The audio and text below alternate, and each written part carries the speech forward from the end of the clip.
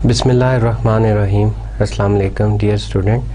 I am Dr. Saqib Gulzar, Associate Professor, Head of the Department in the Department of Management Science, ComSat Institute of Information Technology, walk campus. थोड़ा सा आपसे introduction करवा देता हूँ कि मैंने कैसे करियर स्टार्ट किया। MBA किया था फर्स्ट 1998 में, उसके बाद जो है 2001 में जो है मैंने कॉमसेट जो है ज्वाइन किया था Wah campus. I was the first employ in COMSATS institute of information technology Wah campus. और उसके बाद क्या हुआ कि एज ए रिसर्च एसोसिएट मैंने जो है अपनी जॉब स्टार्ट की थी। अकाउंट डिपार्टमेंट में भी काम किया और head of the account department था वाक कैंपस का।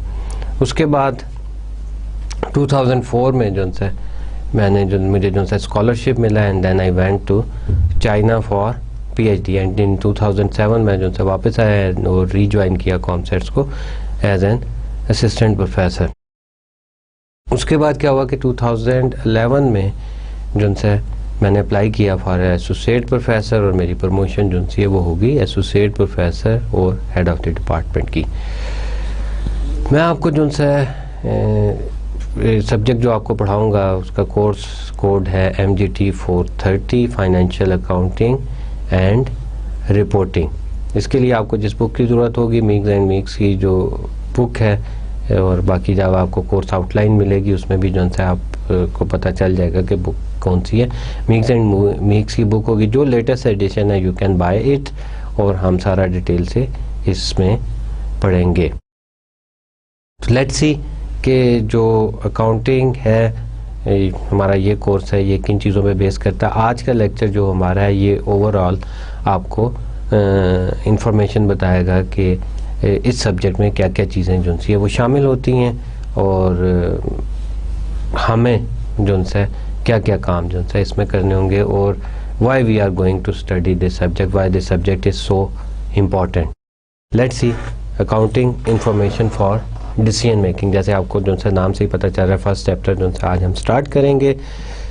अकाउंटिंग की जो अकाउंटिंग है, अकाउंटिंग रिकॉर्ड मेंटेन किया जाता है। The basic purpose is for the decision making.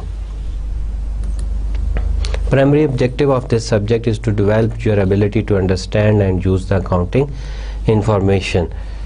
क्या ऑब्जेक्टिव है कि आपके अंदर एक ऐसी एबिलिटी जो है वो पैदा हो जाए ताकि आप अकाउंटिंग इंफॉर्मेशन को अंडरस्टैंड कर सकें और उसको यूज़ कर सकें। To do this you need to understand the following. इस तरह करने के लिए you should have to do the following things: the nature of the economic activities that accounting information describe। कि जो अकाउंटिंग इकोनॉमिक एक्टिविटीज़ हैं उसकी जो नेचर है, the nature of the economic activities that accounting information describe। के economic activities की जो nature है उसको आपको अंडरस्टैंड करना पड़ेगा। जो भी इकोनॉमिक एक्टिविटीज़ हो रही हैं उसको अकाउंटिंग इंफॉर्मेशन जो सी है वो किस तरह डिस्क्राइब करती है, उसको किस कैटेगरी में जो है वो लेके जाती है। The assumption and the measurement and techniques involve in developing accounting information. और उसके बाद आपको क्या करना होगा कि जो असम्पशंस हैं, मेजरमेंट्स हैं, टेक्निक्स हैं, वो आपको लर्न करनी होंगी involving in the development of the accounting information system. वो जो अकाउंटिंग इंफॉर्मेशन सिस्टम डेवलप किया जाता है जो हम आगे जाके करेंगे, वो आपको पता होना चाहिए कि उसमें कौन कौन सी टेक्निक्स और मेजर जो से वो अडॉप्ट किए जाते हैं। The information that is most relevant for making various type of the decision.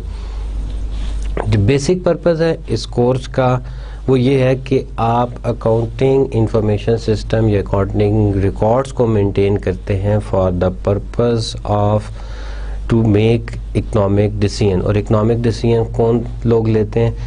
वो आपके इंटरनल और एक्सटर्नल जो से स्टेक होल्डर जो से इकोनॉमिक डिसीजन लेते हैं। लेकिन यहाँ पे ये है कि आप जो से इंफॉर्मेशन को प्रिपेयर करते हैं, first of all you have to identify the economic activities. Then आपको ये पता होना चाहिए कि जो भी अकाउंटिंग इंफॉर्मेशन है उसके क्या मेजर्स हैं, स्टैंडर्ड्स हैं, टेक्निक्स हैं, और उसके बाद जो आप रिपोर्ट्स बना रहे हैं that is in the form के that is helpful or useful for making the economic decision.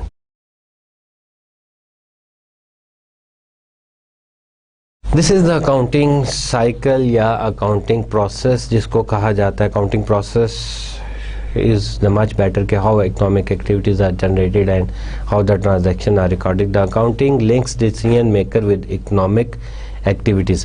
क्या होता है कि इकोनॉमिक अकाउंटिंग रिलेशनशिप जो है वो डेवलप करती है डिसीजन मेकर का with economic activities. Decision maker with economic activities के दिस इज़ ए लिंक कि आपके पास अकाउंटिंग इंफॉर्मेशन आ जाती है एंड देन यू लोग जो डिसीजन मेकर हैं, डिसीजन मेकर के पास अकाउंटिंग इन्फॉर्मेशन जाती हैं, वो क्या करते हैं कि उस इंफॉर्मेशन को देखते हैं, एनालाइज करते हैं and then they take the economic activities और उस बेस पे वो इकोनॉमिक एक्टिविटीज़ लेते हैं and with the result of their decision और उसके डिसीजन की वजह से इकोनॉमिक एक्टिविटीज़ जो है वो जनरेट की जाती हैं. क्या होता है, this is the process. First क्या होगा कि द अकाउंटिंग प्रोसेस है जो पहले बताया आपको कि अकाउंटिंग प्रोसेस है. आप जो है रिकॉग्नाइज करते हैं एंट्रीज को, जो है वो प्रिपेयर करते हैं and then the accounting information you prepare in such a form कि वो डिसीजन मेकर के लिए यूज़फुल हो. आपने अकाउंटिंग इंफॉर्मेशन प्रिपेयर कर ली एंड देन आगे जाके हम पढ़ेंगे कि वो किस तरह प्रिपेयर की जाती हैं, उसके रूल रेगुलेशन क्या है. ये पूरा सब्जेक्ट जो है when you will finish then you will able कि आप किसी भी कंपनी की जो है बैलेंस शीट उठा लें, उसको जो है इजीली स्टडी कर सकते हैं, उस पर डिसीजन जो है वो ले सकते हैं और उसको एनालाइज कर सकते हैं. अकाउंटिंग इन्फॉर्मेशन प्रिपेयर होगी then you give this accounting information to the decision maker. Decision maker के पास वो अकाउंटिंग इन्फॉर्मेशन चली जाती है तो वो क्या करते हैं कि उसको एनालाइज करते हैं अकॉर्डिंग टू देयर वे. उनकी जो भी एबिलिटीज़ होती हैं उनको वो एनालाइज करते हैं एंड एक्शन डिसीजन. और उसके बाद वो क्या करते हैं कि वो उन अकाउंटिंग इंफॉर्मेशन की वजह से इकोनॉमिक डिसीजन लेते हैं, इकोनॉमिक एक्टिविटीज़ जो है वो जनरेट करते हैं.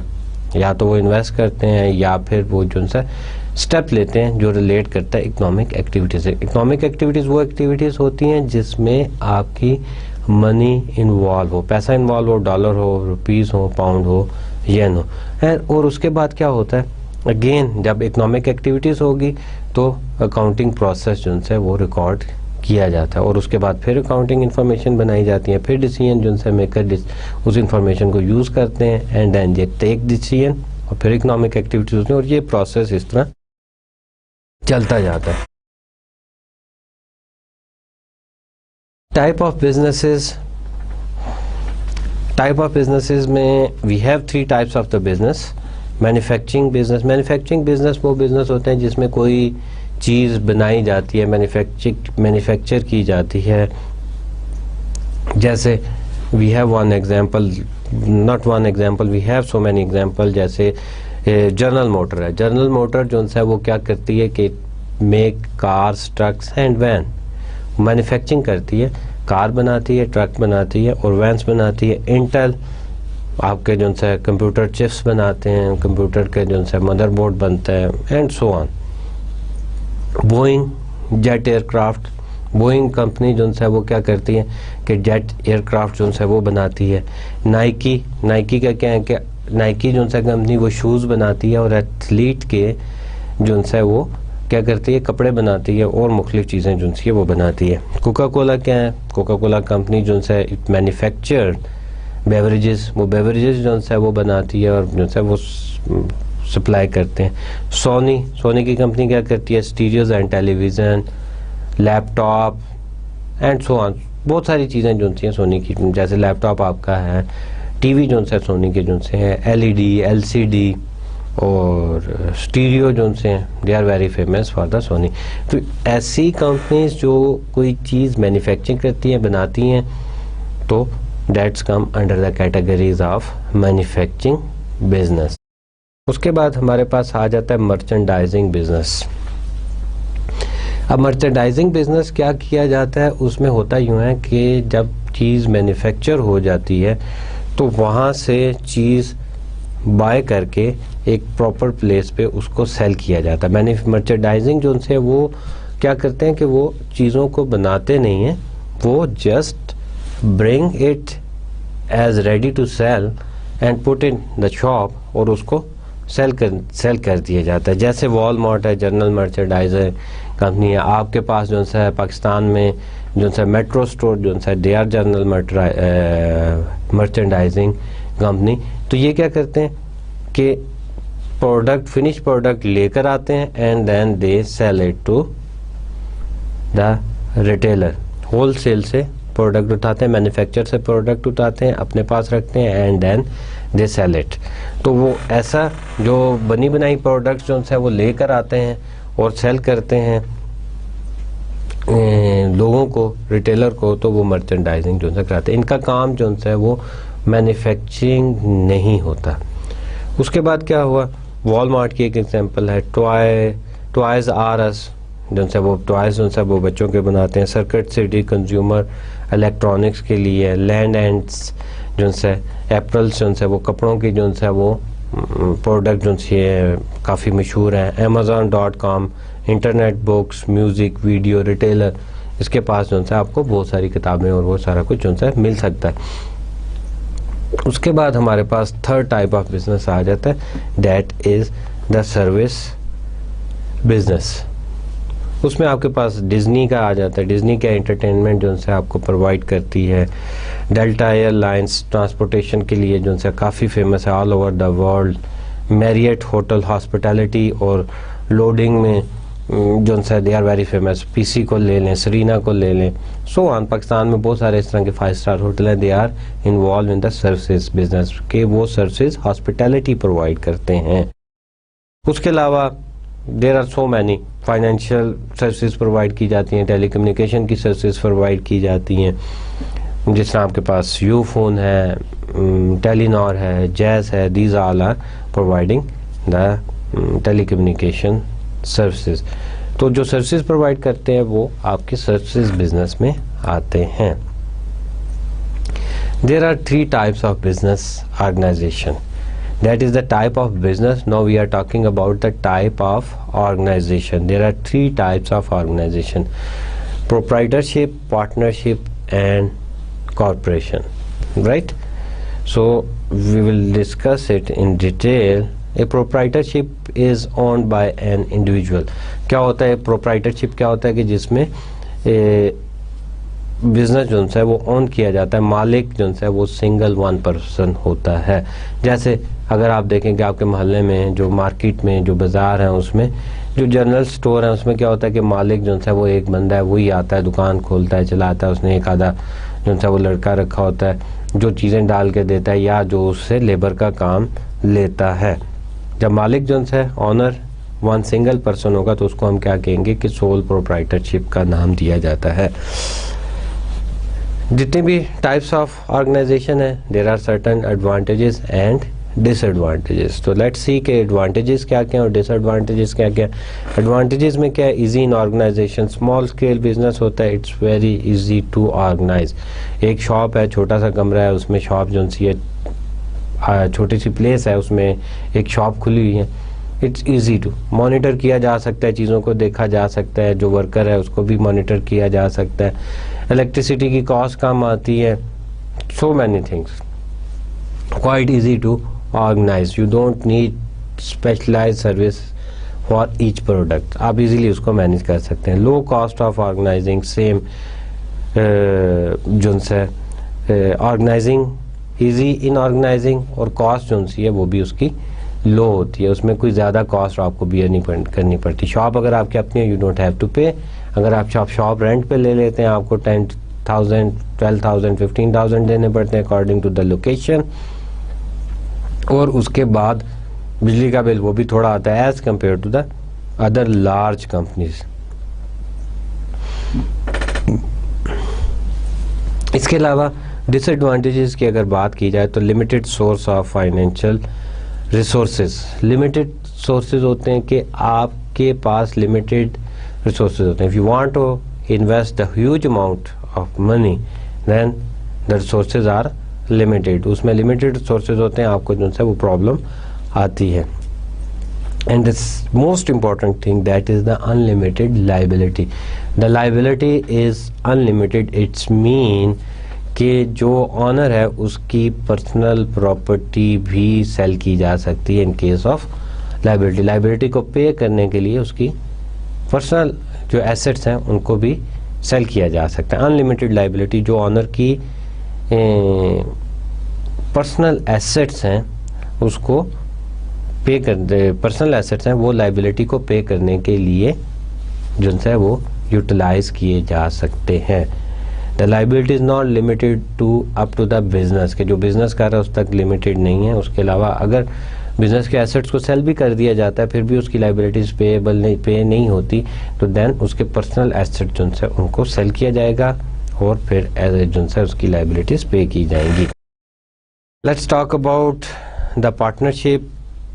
पार्टनरशिप में क्या होता है? पार्टनरशिप इज ओन्ड बाय 2 और द मोर इंडिविजुअल। पार्टनरशिप में क्या होता है कि 2 या 2 से ज़्यादा बंदे जिनसे वो काम करते हैं।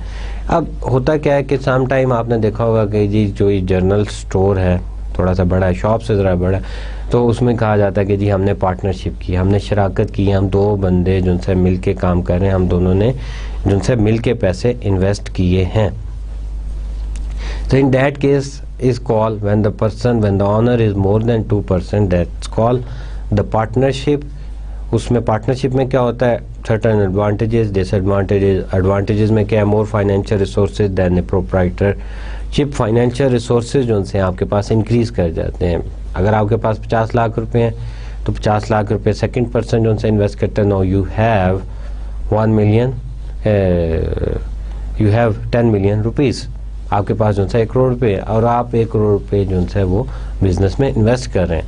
एंड इफ़ यू तीसरे बंदे को ऐड कर लेते हैं देन 15 मिलियन, फोर्थ बंदे को ऐड करते हैं देन तो 20 मिलियन। सो यू हैव और you can generate the resources, आपके फाइनेंशियल रिसोर्सेज जो है वो इंक्रीज कर लेते हैं।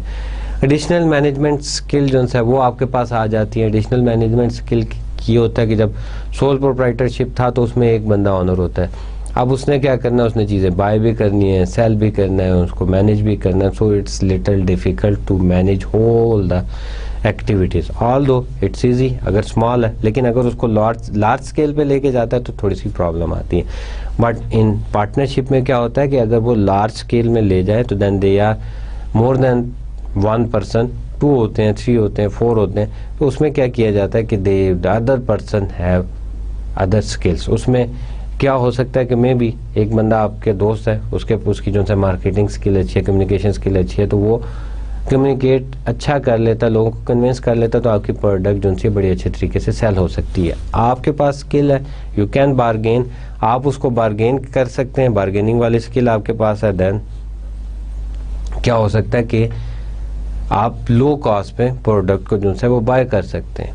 आप जो है वहाँ से ईजीली जो है उनसे होलसेलर से या इंडस्ट्री से कम्युनिकेट कर सकते हैं। क्रेडिट पे आप जो है माल उठा सकते हैं। So when there are more than 1 person तो एबिलिटीज जो हैं वो डिफरेंट आ जाती हैं। Disadvantage, unlimited liability. One of the big disadvantage of the partnership is again कि उसमें क्या होता है कि लाइबिलिटी आपकी अनलिमिटेड होती है। The business as well as the personal assets of the owners can be sell if the liabilities are not pay। ठीक है, वो अगर लाइबिलिटी जो है इंक्रीज करके, सपोज जो पार्टनरशिप थी वो 10 लाख रुपए की थी, लाइबिलिटी जो है 15 लाख की होगी, तो 10 लाख तो जो बिजनेस में इन्वेस्ट हुए उन चीज़ों को सेल करके जितने भी एसेट्स थे देन पूरे किए, वो पूरे लाइबिलिटीज पूरे करने के बाद अगेन उस एसेट सेल करने के बाद अगेन 5 लाख रुपए रह गए, तो देन ऑनर को क्या करना पड़ेगा? अपने पर्सनल प्रॉपर्टी को सेल करके जो है वो चीज़ें जो है पे करनी पड़ेंगी। अब हुआ क्या कि अगर किसी ने सू करना है तो वो इन बोथ केसेस पार्टनरशिप पे भी और सोल प्रोप्राइटरशिप पे भी सू जो किया जाता है वो ऑनर्स पे किया जाता है, ना कि पार्टनरशिप पे, ना जो है सोल प्रोप्राइटर। जनरल स्टोर पे नहीं किया जाएगा, ना कि ये जोज एंड उसके जिस नाम से भी उसने ये पार्टनरशिप स्टार्ट किया उस पर किया जाएगा। सू जो है हमेशा इंडिविजुअल पे होगा। Then we have the third type of organisations that is the corporation is organized under the state of the federal status as a separate legal entity. अब यहाँ पे बात लीगल एंटिटी की आ जाती है. Legal entity mean that the corporation is a legal artificial person, that is the legal entity. और उसमें क्या किया जाता है कि इफ समबडी वांट टू सू, तो वो जो सू होगा वो कॉरपोरेशन के नाम पे होगा. J&M कॉरपोरेशन सू जो है उसको किया जाएगा, ना कि इंडिविजुअल को किया जाता है. और इसका एक सबसे बड़ा जो एडवांटेज है that is the liability is limited up to the amount that is invested into the organisation. Corporation में जितनी भी अमाउंट इन्वेस्ट की जाती है लायबिलिटी वहाँ तक ही लिमिटेड होती है.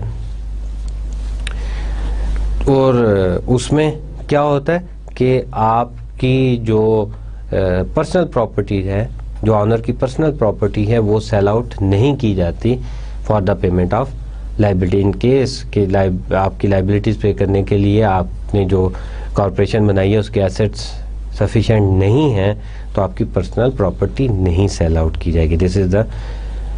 और इसकी सेकंड जो एडवांटेज है, जो ability to obtain large amount of resources by issuing stock. आप ह्यूज अमाउंट ऑफ मनी जो है वो इकट्ठी कर सकते हैं और अच्छा खासा बड़ा बिजनेस जो है वो स्टार्ट किया जा सकता है. और डिसएडवांटेज क्या है कि डबल टैक्सेशन जो है वो की जाती है, आपको डबल टैक्स जो है वो पे करना पड़ता है. उसके बाद एक इसका एडवांटेज जो है वो ये भी है कि यू हैव स्पेशलाइज्ड पर्सन जो है आपको पास अवेलेबल होते हैं. उसमें क्या होता है कि मार्केटिंग का पर्सन आपको मिल जाते हैं, HRM के पर्सन मिल जाते हैं, और आपको जो है फाइनेंस के पर्सन मिल जाते हैं. So you can hire so many person as they are specialist, क्योंकि आपके पास पैसे ज़्यादा हैं, लार्ज वॉल्यूम ऑफ जो है वो बिजनेस है, तो देन यू कैन हायर.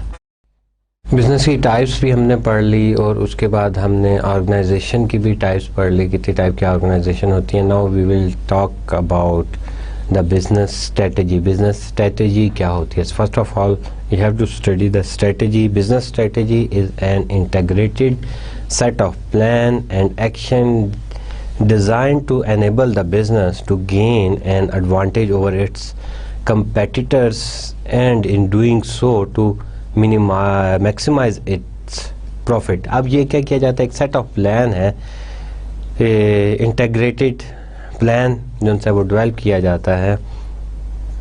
किस लिए? कि आप जो है एडवांटेज हासिल कर लें अपने कंपेटिटर्स पे, कि what you are producing that is better.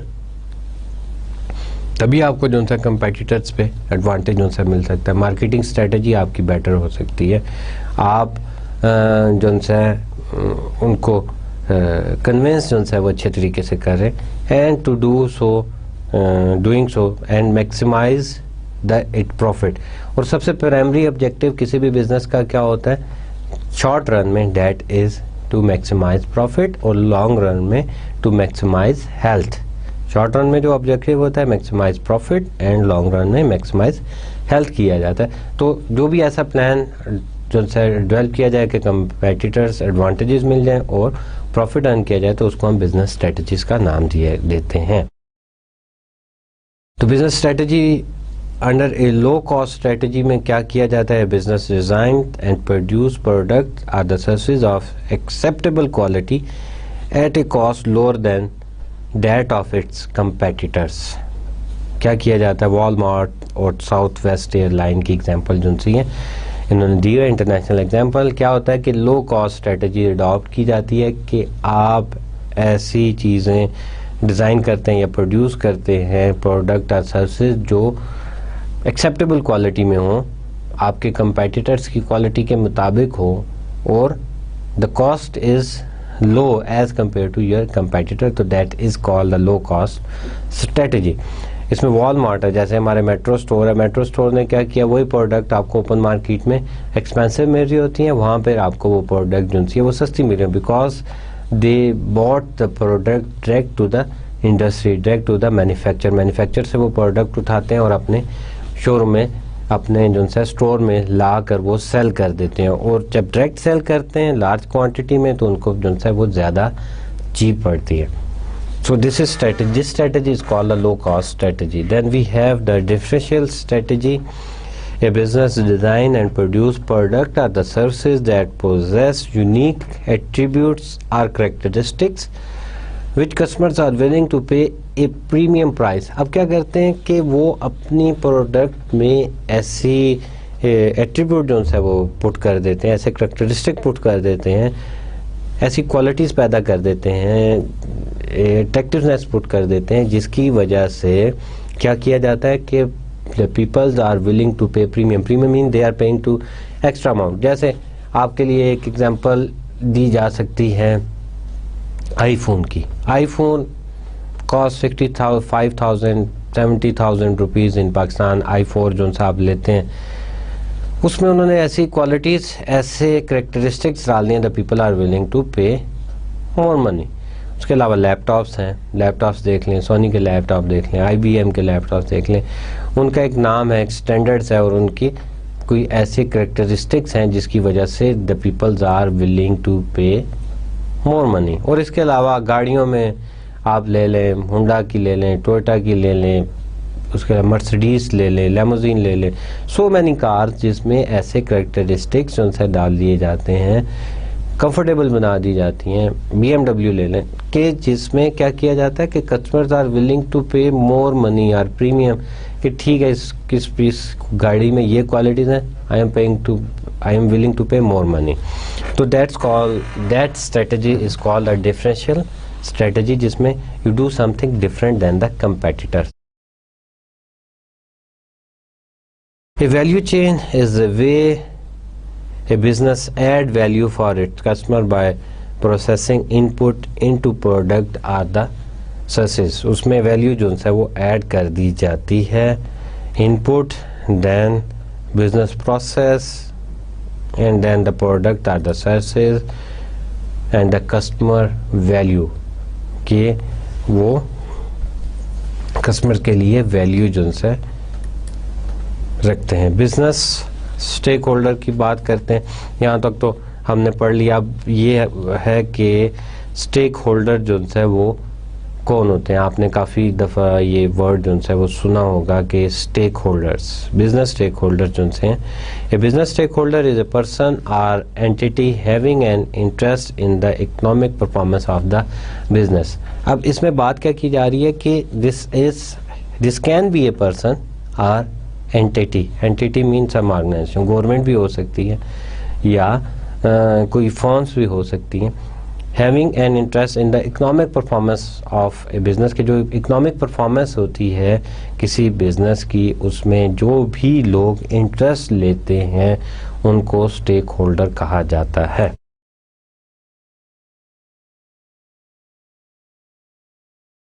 उसके बाद प्रोसेस ऑफ प्रोवाइडिंग इंफॉर्मेशन, के how we provide the information, how we communicate the information. तो सबसे पहले क्या करना होगा, we have to identify the stakeholder. Stakeholder हमने जो है वो आइडेंटिफाई करने होंगे. स्टेक होल्डर कौन कौन से होते हैं? Stakeholder internal and external stakeholder. Internal stakeholder में कौन कौन से आते हैं? That is the owner, managers and employee. Owner जो उनसे इंटरेस्टेड होता है economic performance of the business, manager जो उनसे वो इंटरेस्टेड होते हैं, दैन एम्प्लॉयज़ जो वर्क कर रहे होते हैं वो जो उनसे इंटरेस्टेड होते हैं. और एक्सटर्नल में क्या आते हैं? There are the customers, customer जो उनसे हैं वो इंटरेस्टेड होते हैं.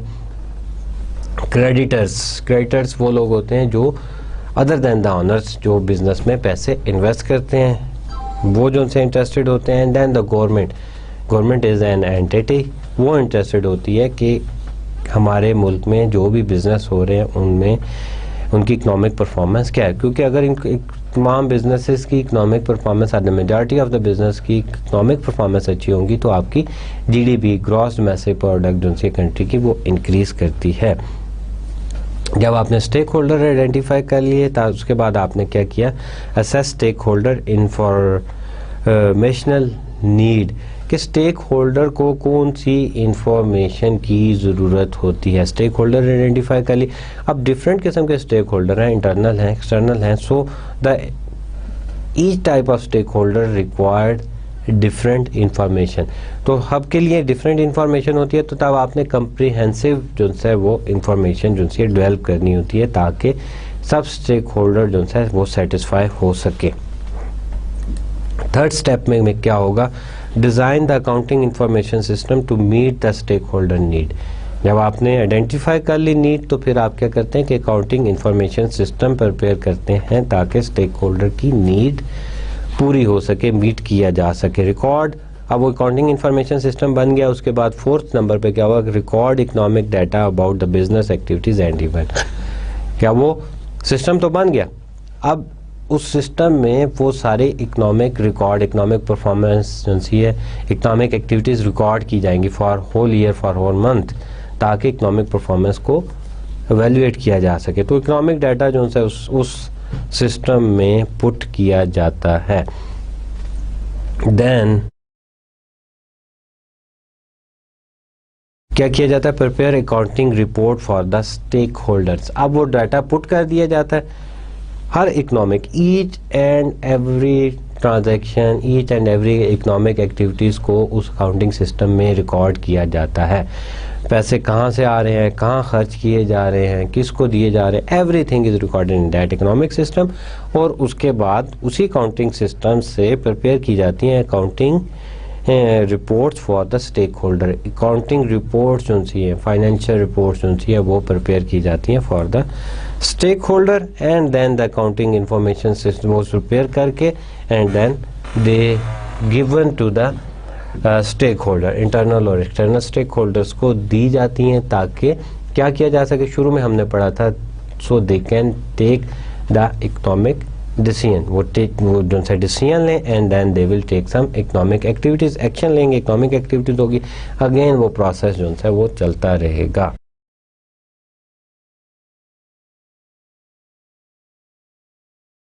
Type of accounting information, financial जो है कि अकाउंटिंग वो प्रिवेल करती है, managerial accounting and tax accounting.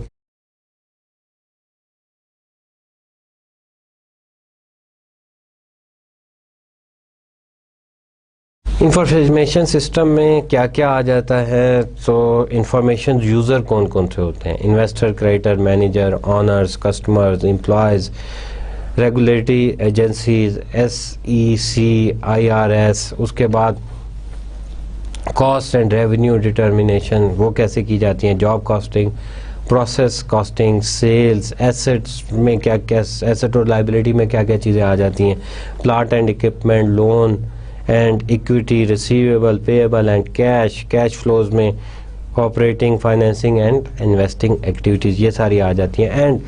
And decision support में जो है क्या क्या चीज़ें, फर्स्ट तो यूज़र आ गए और फिर उसके बाद कॉस्ट एंड रेवेन्यू डिटर्मिनेशन के आपके पास जो है पैसे कहाँ से आ रहे हैं और कहाँ पे आप खर्च कर रहे हैं। And then the decision support system के किस वजह से, कौन सा ऐसा सिस्टम है जो स्टेक होल्डर्स को हेल्प करता है डिसीजन के लिए। उसमें कॉस्ट, वॉल्यूम, प्रॉफिट एनालिसिस आ जाता है, परफॉर्मेंस वैल्यूएशन आ जाता है, इंक्रीमेंटल एनालिसिस आ जाता है, बजटिंग आ जाता है, capital allocation, earning per share ratio analysis, और ये सारी चीज़ें जो सी हम इसी सब्जेक्ट में इंशाल्लाह पढ़ेंगे। We will cover in 32 lecture.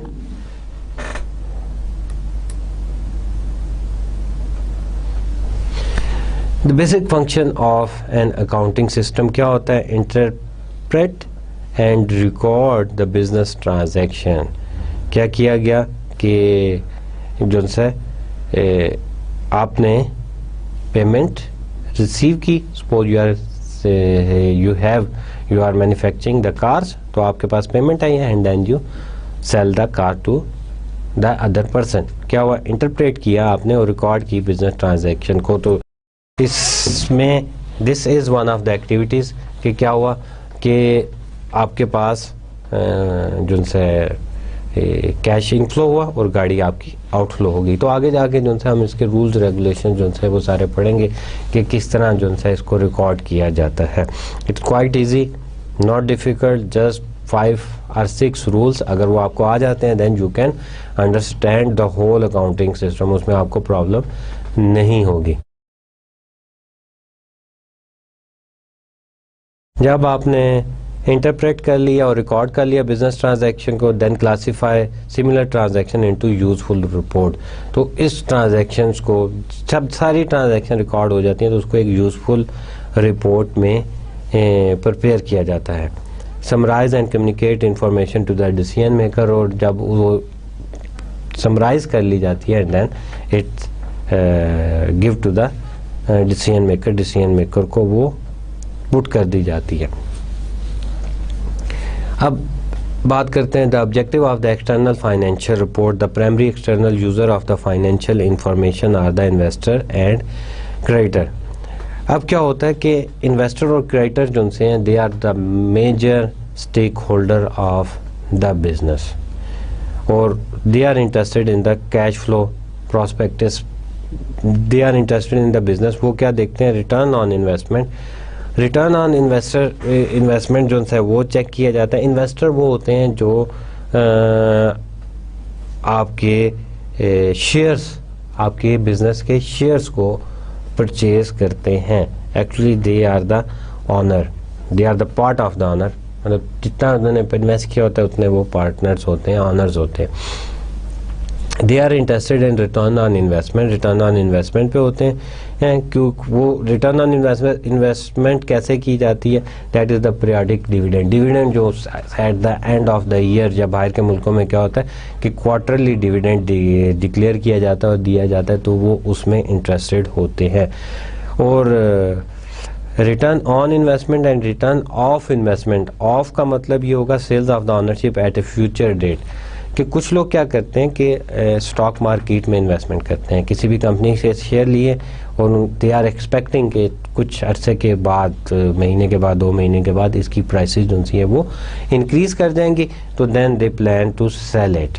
तो वो क्या होता है, रिटर्न ऑफ इन्वेस्टमेंट होता है कि जब सेल कर दिया जाता है। On mean the dividend, investor जो से हैं वो इसी तरह करते हैं, सेल को, शेयर्स को सेल कर देते हैं। और क्रेडिटर्स की बात आती है तो क्रेडिटर्स क्या करते हैं, वो कंपनी को लोन देते हैं, और जब लोन दिया जाता है, कंपनी क्रेडिटर से लोन लेती है तो उसमें इंटरेस्ट पे किया जाता है। तो creditor are interested the return on investment, the periodical interest, के कितना इंटरेस्ट उनको पे किया जा रहा है।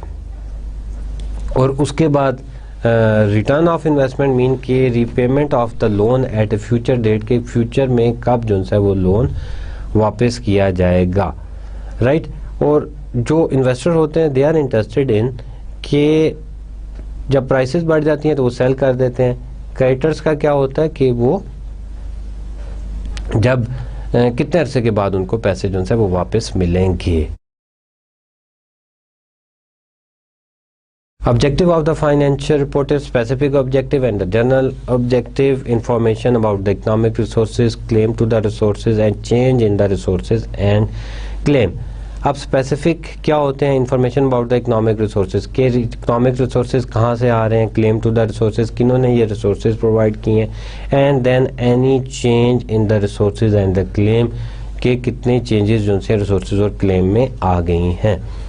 Then information useful in assessing amount, timing and uncertainty of the future cash flow, कि उसमें क्या किया जाता है कि इंफॉर्मेशन जो है उस यूज़फुल होती है असेसिंग करने के लिए, amount, timing and uncertainty of the future cash flow, उसको एवेल्यूएट किया जाता है। And then the third number पे क्या किया जाता है, information useful in making investment and the credit decision, कि जो भी फाइनेंशियल रिपोर्टिंग की जाती है, they are helpful in information, they are helpful in making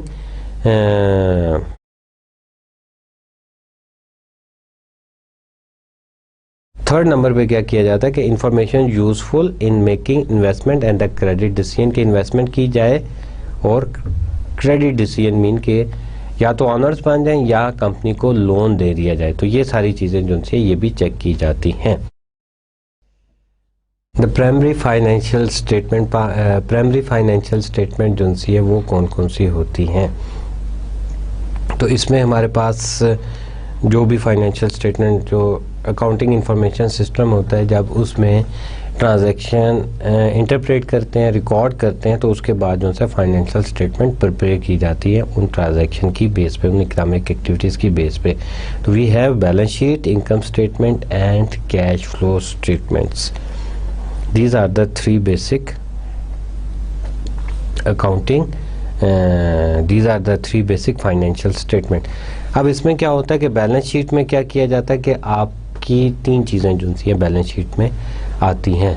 number one is the assets, assets are the resources, number two is the liabilities and number three is the owner equity.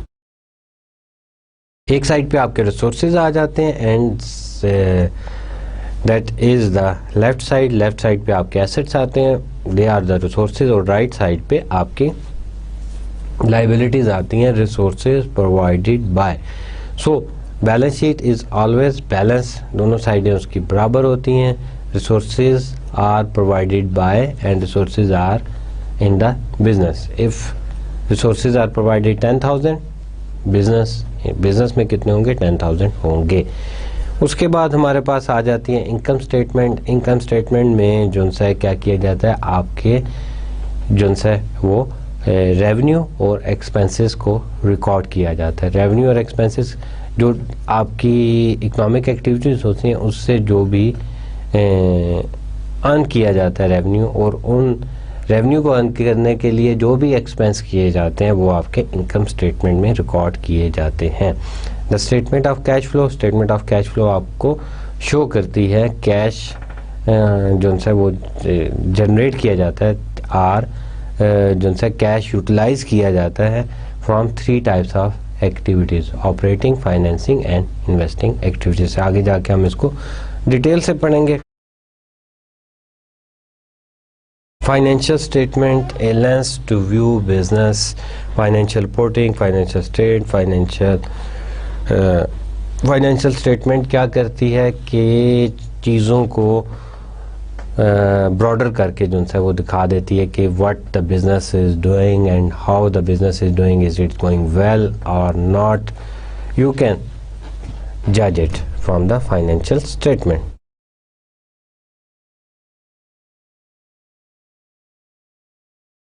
तो characteristic of the externally reported information, characteristics क्या होने चाहिए जो भी externally report किए जाती है information. A means to end, a means to end का मतलब ये है कि जो भी आप क्या कहते हैं फाइनेंशियल स्टेटमेंट बना रहे हैं या फाइनेंशियल रिपोर्टिंग कर रहे हैं, वो डिसीजन मेकर उससे कोई डिसीजन ले सकें और वो that are in the shape कि वो उससे कोई इकोनॉमिक डिसीजन ले सकें और उसके बाद कोई इकोनॉमिक एक्टिविटीज़ जनरेट हो सके। Because the primary objective of any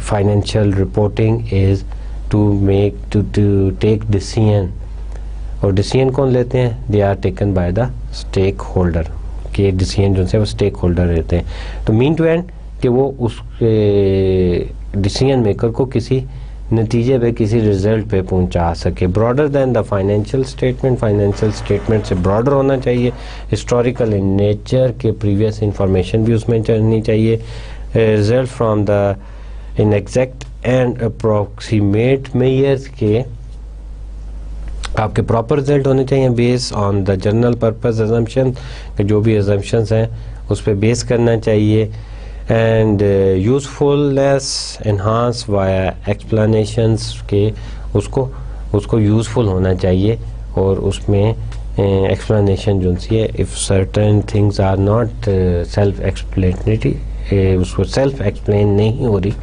तो उसको if certain things are not self-explained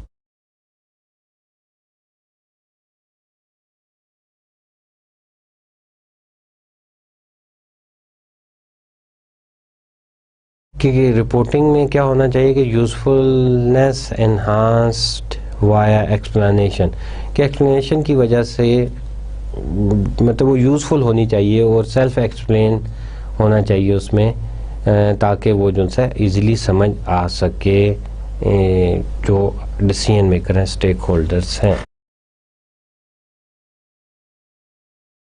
Accounting is important. Why does accounting matter? Accounting is the language of the business. इसको language of the business कहा जाता है क्योंकि business को जो है विदाउट अकाउंटिंग जो है वो अंडरस्टैंड नहीं किया जा सकता। Global economic system depend upon reliable and accurate financial reporting. Global economic system जो है दुनिया में ही जो इकोनॉमिक सिस्टम है वो अकाउंटिंग पे ही बेस करते हैं। So it is the big thing कि विदाउट अकाउंटिंग जो है कभी भी आप इकोनॉमिक एक्टिविटीज़ को मेजर नहीं कर सकते। अच्छा, एक बात मैं और बता दूं, अकाउंटिंग और मैथमेटिक्स में बहुत फ़र्क है, क्योंकि यूजली लोग ये सोचते हैं कि जो मुझे अकाउंटिंग नहीं आती जी, मुझे जैसा मैथ नहीं आता इसलिए मैं अकाउंटिंग नहीं कर सकता, या मैं अकाउंटिंग नहीं कर सकती, वो डिफ़िकल्ट है, इसमें जो सा अमाउंट आते। It is easier than the mathematics but it needs the CS mean the common sense. Common sense है तो आप इजीली जो है इसको कर सकते हैं। It's not difficult but you have to learn the rules and regulations of debit and credit. If you learn it, then you can do it very easily. User and uses of the accounting. Accounting identifies and record the economic activities or event of an organization and communicate to interested user. Organize करता है और क्या करता है कि communicate to the interested user. There are two broad category of the user, जैसे हमने पहले बात की थी, internal user and the external user. internal user में managers वो क्या करते हैं, वो प्लान करते हैं, organise and run a business. जो मैनेजर्स होते हैं वो इसको इंटरनली यूज़ करते हैं in order to make better performance. और उसके बाद एक्सटर्नल यूज़र में हमारे पास आ जाते हैं investor, creditors and others. Investor mean जो इन्वेस्ट करना चाहते हैं, शेयर्स बाय करना चाहते हैं, क्रेडिटर्स जो से वो आ जाते हैं, और others tax authority, regulatory agencies, customers, labour union, economic planner. These are the primary user of the accounting information. Internal user of the accounting information में थोड़ा सा और अगर आप ब्रॉडर चले जाएं, the board of director, chief executive officer, chief financial officer, vice president, business unit manager, plant manager, store manager, line supervisor, all these persons are require the accounting information. उन्हें चाहिए होती है ताकि वो डिसीजन ले सकें। मुख्तलिफ बंदों को मुख्तलिफ किस्म की इंफॉर्मेशन चाहिए होती हैं, और फ्यूचर में हम जो है वो इंफॉर्मेशन जो है वो रिपोर्ट जो है वो प्रिपेयर करेंगे। और उसके बाद टिपिकली सिंपल ऑर्गेनाइजेशन चार्ट जो है वो क्या होता है, बोर्ड ऑफ डायरेक्टर्स जो ऑनर्स होते हैं जिन्होंने शेयर्स लिए होते हैं, majority of the share, chief executive officer, CEO आता है, उसके बाद जो है बिजनेस यूनिट मैनेजर आ जाते हैं, vice president human resource, vice president information services, chief financial officer, plant manager जो है वो आ जाते हैं एंड बिजनेस यूनिट मैनेजर के नीचे, और उसके बाद प्लांट अकाउंटेंट आ जाते हैं, and then they all are correlated. वो सारे एक दूसरे से कोरिलेट करते हैं, depend upon each other for certain decision. Objective of the managerial reporting के, मैनेजरियल रिपोर्टिंग के क्या ऑब्जेक्टिव होते हैं, let's have a look. Information about decision making, authority for decision making, support and for evaluating and rewarding decision making performance. So ये सारी चीज़ें जो हैं इसमें आ जाती हैं कि डिसीजन मेकिंग अथॉरिटी के लिए ज़रूरी होते हैं, डिसीजन मेकिंग के लिए ज़रूरी होते हैं, फॉर रिवॉर्डिंग के लिए ज़रूरी होते हैं, एवेल्यूएशन परफॉर्मेंस के लिए जो है मैनेजरियल रिपोर्ट्स जो है ज़रूरी होती है। Information useful in assessing both the past performance and the future direction of the enterprises and information for the external and internal resources। कि क्या होता है कि पहले तो आपके प्रेजेंट डिसीजन लेने जो उनसे वो ज़रूरी होते हैं, और फिर उसके बाद आप कैसे एवेलुएट करते हैं, पास्ट परफॉर्मेंस को देखते हैं, प्रेजेंट को देखते हैं, then you make your future target information useful to help the enterprises achieving its goal, objective and the mission। जब आप फ्यूचर की बात करते हैं तो then you prepare your goal, objective and the mission ताकि उनको अचीव किया जा सके। Characteristics of management accounting information timelines उनसी हैं, उसको देखना चाहिए कि that should be on times, mean to the end, mean के वो जो इंफॉर्मेशन प्रिपेयर की जा रही है वो अपना पर्पस पूरा करे। Measure of the efficiency and effectiveness, कि वो एफिशिएंसी और इफेक्टिवनेस को मेजर करने में हेल्पफुल हो। ओरिएंटेड टूवर्ड फ्यूचर, फ्यूचर जो है उसके लिए जो है वो रास्ता जो है दिखा सके और हेल्प कर सके। आइडेंटिफाई डिसीजन मेकिंग अथॉरिटी, के डिसीजन मेकिंग अथॉरिटीज़ को आइडेंटिफाई कर सके, मीन के जिस बंदे को जो ज़रूरत, जिस चीज़ की ज़रूरत है, जिस मैनेजमेंट अकाउंटिंग इंफॉर्मेशन की ज़रूरत है वो उसको प्रोवाइड की जा सके। Then integrity of accounting information, institutional features जो से हैं, जनरल एक्सेप्टेड अकाउंटिंग प्रिंसिपल जो से उसमें इंस्टीट्यूशन फ़ीचर होने चाहिए। वो कौन कौन से इंस्टीट्यूशनल फ़ीचर होने चाहिए कि gap, general accounting, general accepted accounting principle जो से वो उसको जो से वो रूल्स रेगुलेशन को फॉलो करे। फाइनेंशियल अकाउंटिंग स्टैंडर्ड बोर्ड उसके रूल्स रेगुलेशन को, सिक्योरिटी एंड एक्सचेंज कमीशन उसके rule regulation, internal control structure and audit, तो ये सारे इंस्टीट्यूशनल फ़ीचर जो से उस अकाउंटिंग इंफॉर्मेशन के पास होने चाहिए। प्रोफेशनल ऑर्गेनाइजेशन जो सी हैं वो कौन कौन सी आ जाती हैं? We have American institute of certified public accountant, institute of management accountant, जिस तरह पाकिस्तान में institute of cost and management accountant है, और उसके बाद institute of internal audit, American accounting association. तो ये सारे प्रोफेशनल ऑर्गेनाइजेशन जो सी हैं ये भी इसमें आती हैं। Competence, judgement and the ethical behaviours, certified public accountant CPA, certified in management accounting CMA, certify in internal audit CIA, code of professional conduct जो है CPA, ये भी जो है ये भी इसमें शामिल होने चाहिए। कहने का मकसद ये है कि जब भी कहने का मकसद ये है कि जो भी अकाउंटिंग इंफॉर्मेशन प्रिपेयर की जाए तो उनको प्रिपेयर करने के लिए प्रोफेशनल जो से वो अवेलेबल होने चाहिए, और वो प्रोफेशनल जो से हैं वो सर्टिफाई होने चाहिए from certain institute, certain organisation. और जो अकाउंटिंग इंफॉर्मेशन प्रिपेयर की जाए वो अकॉर्डिंग टू द स्टैंडर्ड्स हों और उन ऑर्गेनाइजेशन के स्टैंडर्ड्स को वो फॉलो करें जो हमने अभी डिस्कस की गई हैं। तो दे जो भी प्रिपेयर कर रहे हैं, first they are professional, second they are qualified from certain institution, certain जो है वो रिकग्नाइज इंस्टीट्यूशन, सर्टिफाइड इंस्टीट्यूशन, और वो उस तरीके को फॉलो करें, उस मेथड को फॉलो करें जो प्रॉपर ऑर्गेनाइजेशन, जिस तरह जनरल एक्सेप्टेड अकाउंटिंग प्रिंसिपल जो है, जो रूल्स रेगुलेशन प्रिपेयर किए हुए हैं उन रूल्स को फॉलो करते हुए बनाए जाएं। 3 टाइप्स ऑफ बिजनेस एक्टिविटीज़ जो सी हैं, बिजनेस एक्टिविटीज़ 3 टाइप्स की होती हैं: financing, investing and operating activities.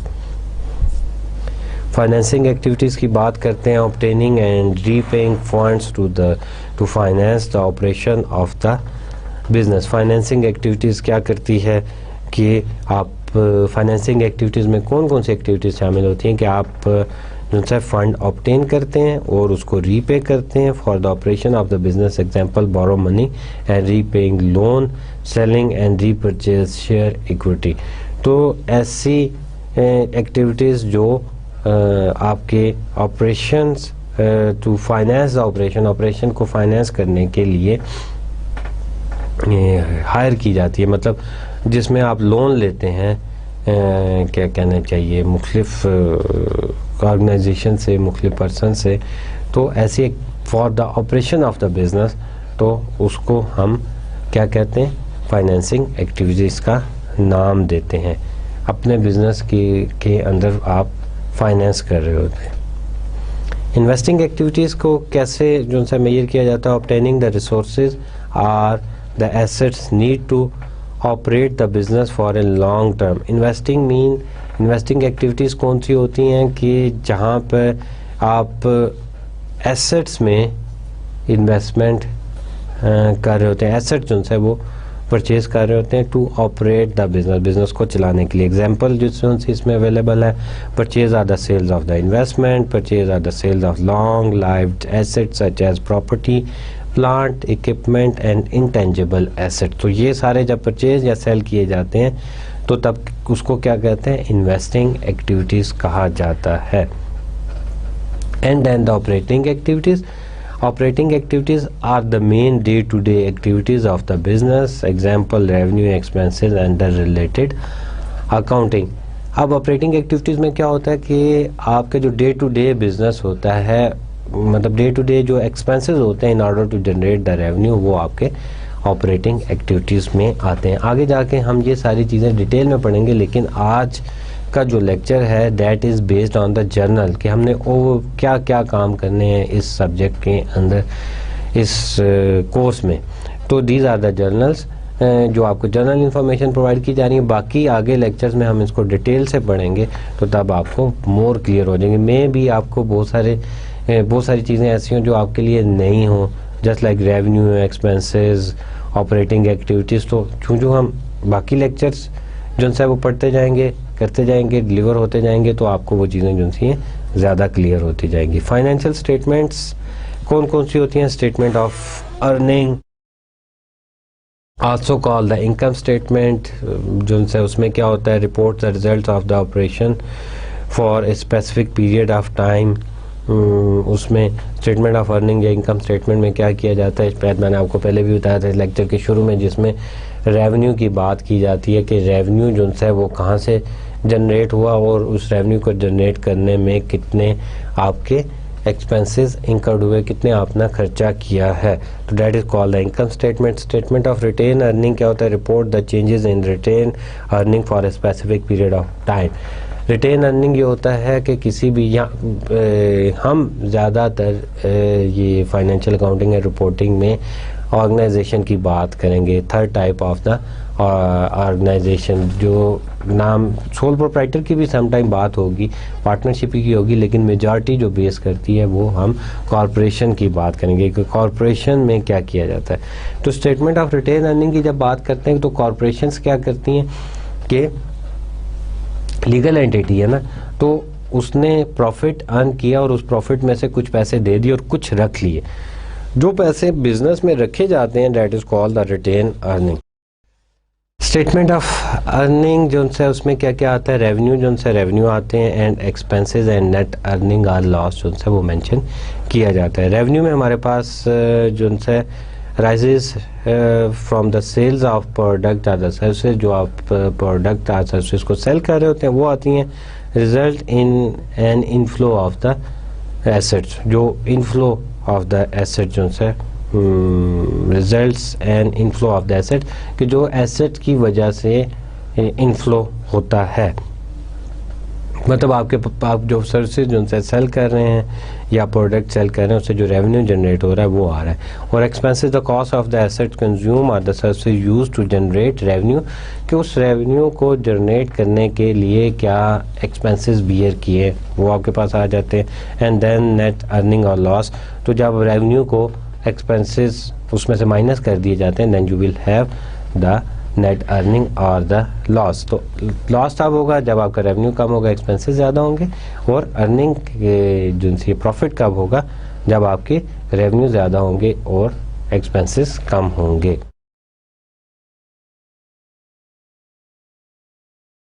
Let's have a look the statement of earning जो है वो कैसे बनाई जाती है। CSU corporation, year ended December 31, 2009।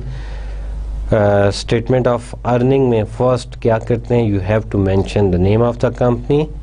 जब भी कोई स्टेटमेंट बनाई जाती है तो सबसे पहले on the top of the company क्या मेंशन किया है, name of the company. Second आपके पास the name of the statement, what statement you are going to prepare, वो मेंशन करते हैं। And then and third number पे आपके पास क्या आता है, period of the time covered, कि वो पीरियड कौन सा पीरियड जो है वो कवर करिए, ईयर एंडेड December 31st 2009।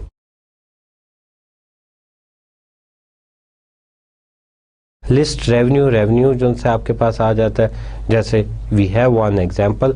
अभी हम सिर्फ जो है ये एग्जांपल कोड कर रहे हैं, रेवेन्यू कैसे जनरेट हो रहा है, वो उसकी ट्रांजैक्शन कैसे की जाएगी, वो हम लेटर लेक्चर में स्टडी करेंगे। तो रेवेन्यू क्या, सर्विसेज रेवेन्यू, कोई भी सर्विसेज प्रोवाइड की थी उसका रेवेन्यू $22,200 है। जितने भी रेवेन्यूज होंगे आप उसको फर्स्ट जो है वो मेंशन करेंगे। देन आपके पास क्या होगा कि एक्सपेंसेस जो है वो आ जाएंगे, जितने भी एक्सपेंसेस आपने इंकर्ड किए हैं उस रेवेन्यू को जनरेट करने के लिए। So we have 3 or 4 expenses like rent expenses 9,000 rent आपने पे किया था, इंश्योरेंस एक्सपेंसेस 1,000 वो आपने पे किया, and supplies expenses 10,200। You paid all these expenses, supply expenses 200, और जब इन सब का टोटल किया आपने तो दैट इज 10,200। और अर्निंग बिफोर इनकम टैक्स आपने माइनस किया जो है रेवेन्यू में से, आपने अर्निंग को 22,200 में से 10,200 माइनस कर दिए, देन यू हैव 12,000। और इनकम टैक्स एक्सपेंस जो है आपने पे किया 5,200, एंड देन आपके पास क्या आ गया, नेट अर्निंग जो है आपके पास आ गई, दैट इज 6,800। तो स्टेटमेंट ऑफ अर्निंग में आपने रेवेन्यू जो है वो मेंशन किए, देन एक्सपेंसेस मेंशन किए, और जब माइनस कर दिया और उसके बाद आपने टैक्स पे किया तो देन नेट अर्निंग आपके पास आ गई, that is $6,800। Statement of retain earning की बात करते हैं, shows the cumulative earning that have been retain in the corporation less dividend distributed to the shareholder. Second जो से आपके पास स्टेटमेंट ऑफ रिटेन अर्निंग आ जाती है। Statement of retain earnings, first you have to mention the name of the company, then the name of the statement what you are going to prepare, and the third one is the year ended for the period covered, जो भी period cover कर रहे हैं वो आपने mention करना है। And then starting with the beginning retain earning same as ending retain earning of the prior period, के जो पिछले साल की रिटेन अर्निंग एंडिंग थी वो आप मेंशन करेंगे। Retain earning January 1st that is 2009, zero थी, कोई रिकॉर्ड नहीं था हमारे पास, so this is the first year of the business. उसके बाद ऐड नेट रिटेन अर्निंग जो हमने इस साल में ऐड की, दैट इज 6,800। तो 6,800 जो है हमारे पास इस साल की अर्निंग आ गई, लेस डिविडेंड। डिविडेंड कितना पे किया, CSU कॉर्पोरेशन ने 600, and then the retained earning for this year December 31st that is 6,200. Check ending retained earning should agree with amount reported on the balance sheet, और यही amount जो है वो report होनी चाहिए बैलेंस शीट में। इसके बाद बैलेंस शीट की बात करते हैं। बैलेंस शीट में हमारे पास एसेट्स होते हैं। I have talked so many times in this lecture, resources owned by a business. Assets are the resources, जितने आपके resources होते हैं they are assets, like आपके पास फर्नीचर है, बिल्डिंग है, प्लांट है, इक्विपमेंट है, vehicles हैं, all these are the resources owned by the business. And liability obligations of the business, liabilities are the obligation what the business have to pay, and the shareholder equity, share capital represent the primary ownership interest in the corporations, या फिर इसको ये कहा जा सकता है कि resources provided by the person, जो रिसोर्सेज प्रोवाइड करते हैं वो सेकंड कैटेगरी में आपके पास आ जाते हैं। And then shareholder equity में आपके पास एक और जो है वो कॉलम आता है, that is the retain earning, accumulated earning of the corporation that have not been distributed to the shareholder. वो अर्निंग, जैसे हमने पिछली स्लाइड में देखा था कि अर्निंग 6,800 की थी, 500 जो है आपने डिस्ट्रीब्यूट कर दिया as a dividend, and the remaining you retain आपने रिटेन किया बिजनेस में फॉर सम पर्पस, तो वो आपके पास रिटेन अर्निंग आ जाती है।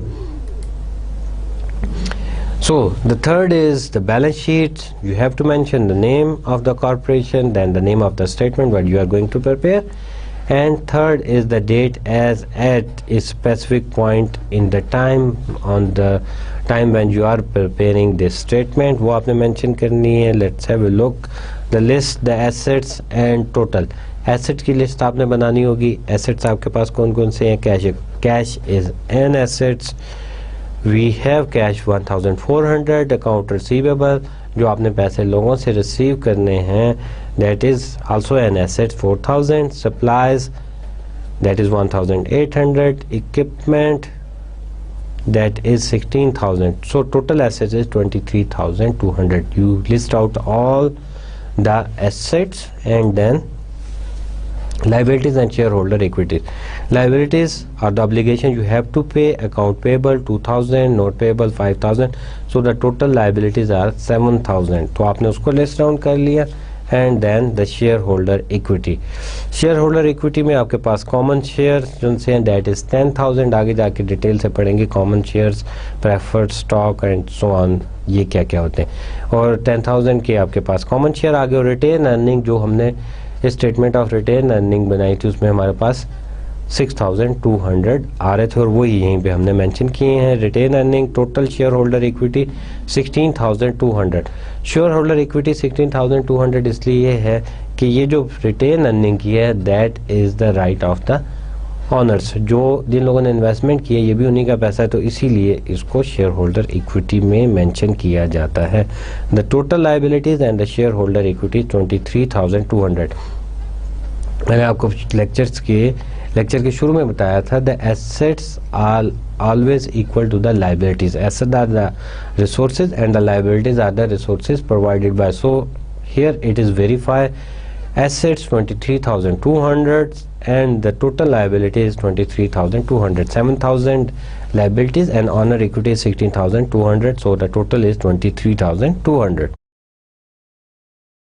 So this is the end of our first lecture. I hope कि आपको आज का लेक्चर जो है वो समझ आया होगा और आपने अंडरस्टैंड किया होगा कि for what purpose we are going to study this, the accounting information or accounting, financial accounting for decision maker. I suggest you जो है आप जो है इस बुक को जो है मैंने आपको बताई थी उसका फर्स्ट चैप्टर जो है स्टडी करें। बहुत सारी ऐसी चीज़ें मैंने इसमें से स्किप कर दी हैं जो आप खुद पढ़ के अंडरस्टैंड कर सकते हैं। तो थॉरली इस बुक के चैप्टर को पढ़ें, आई होप आपको समझ आ जाएगी। इंशाल्लाह नेक्स्ट लेक्चर में, सेकंड लेक्चर में आपसे फिर मुलाकात होगी। Thank you very much. अल्लाह हाफिज़।